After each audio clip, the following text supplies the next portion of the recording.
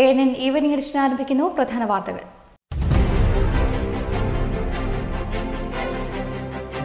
ലണ്ടനിലെ ട്യൂബ് സ്റ്റേഷനിൽ അജ്ഞാതന്റെ ആക്രമണത്തിൽ 3 പേർക്ക് പരിക്ക്. ഒരാളുടെ നില ഗുരുതരം. കത്തികൊണ്ട് യാത്രക്കാരെ ആക്രമിച്ചയാൾ തീവ്രവാദിയെന്ന് സംശയിക്കുന്നതായി സ്കോട്ട്ലൻഡ് യാർഡ്.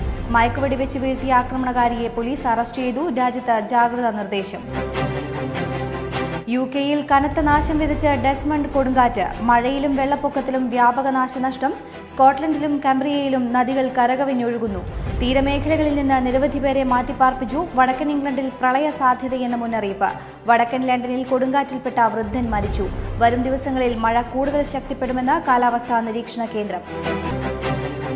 UK-യിലെ ടാറ്റ സ്റ്റീൽസിൽ വീണ്ടും തൊഴിലാളികളെ പിരിച്ചുവിടാൻ നീക്കം. റോത്തർഹോം ഉരുക്ക് നിർമ്മാണശാലയിൽ നിന്ന് പിരിച്ചുവിടുന്നത് 720 തൊഴിലാളികളെ. തൊഴിൽ നഷ്ടപ്പെടുന്നവരിൽ മലയാളികളും. പൊതുസേവന മേഖലയിൽ ശമ്പള വർധനവിനൊരുങ്ങി അയർലൻഡ്. നഴ്സുമാരടക്കമുള്ള 3 ലക്ഷം ജീവനക്കാരുടെ ശമ്പളത്തിൽ അടുത്ത മാസം മുതൽ 2000 യൂറോയുടെ വർധന. പെൻഷൻ നിരക്കുകളും കൂടും. ശമ്പളം വർദ്ധിപ്പിച്ചുകൊണ്ടുള്ള ഉത്തരവിൽ മന്ത്രി ബ്രെൻഡൻ ഹൌളിൻ ഒപ്പുവെച്ചു.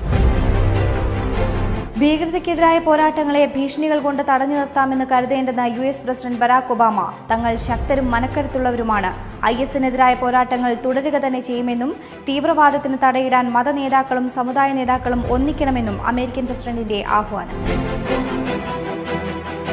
പ്രവാസ സമൂഹവുമായി ബന്ധപ്പെടുന്ന വാർത്തകൾ ANN Global News @gmail.com, Anand news desk @gmail.com എന്നീ ഇമെയിൽ വിലാസങ്ങളിലൂടെ ഞങ്ങളുമായി പങ്കുവയ്ക്കാം. യൂറോപ്പിലെ വാർത്തകളും വിശേഷങ്ങളും ഞങ്ങളെ അറിയിക്കുന്നതിന് 02085866511 എന്ന നമ്പറിലും ബന്ധപ്പെടാവുന്നതാണ്.